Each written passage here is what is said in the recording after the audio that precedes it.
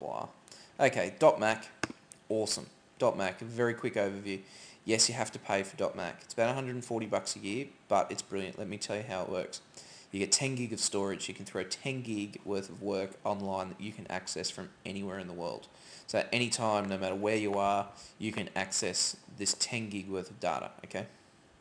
Now, you can sync all of your information. So for example, I love this, bookmarks, calendars, contacts, every way, all the way that I have my Mac set up, I can sync it with all the Macs that I use. Now I've got a Mac desktop, I've got a couple of Mac laptops, I've got the Macs I use at work, I have my Mac laptop I use for work.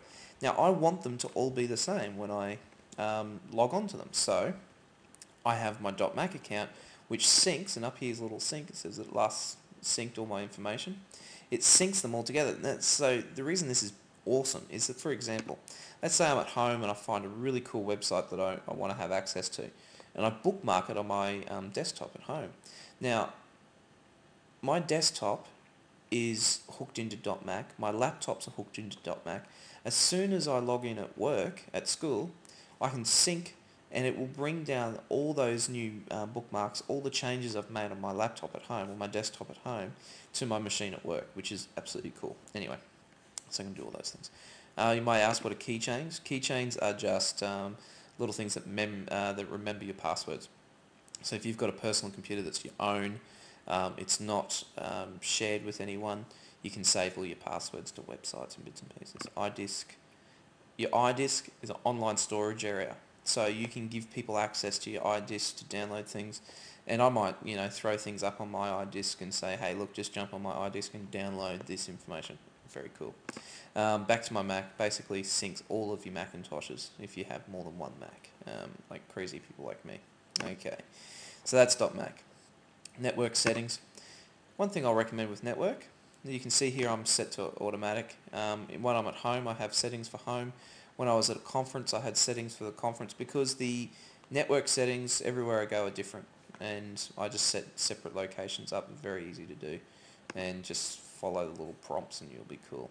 Okie dokie. QuickTime, don't worry about that. Sharing. If you want to share files between computers at home, even if you've got Windows computers at home, you can share all your files between your Mac and your computer at home, your Windows computer or other Macs. Okay. Accounts, I don't worry about setting up extra accounts, only if you're sharing your machine. If you're sharing the machine with someone else, you can set up multiple accounts there, give yourself a picture ID and that kind of thing. Date and time, I don't worry about that. That's automatically set. Don't bother touching it. Software updates, we're going to talk about that later on. A couple of important things there. Speech, there's speech recognition and text-to-speech. This guy's cool. This is the new Mac voice. Hi, I'm a new voice for Leopard. I think he's really real. Anyway, cool. So anyway, there's a few cool features in there. The startup disk, don't worry about it. Look, there is a few things that you can do with this. I wouldn't bother playing with it. You can decide what things start up when you load OS 10, all that kind of stuff. Don't bother playing with it. It just slows things down. Don't touch it. Time machine.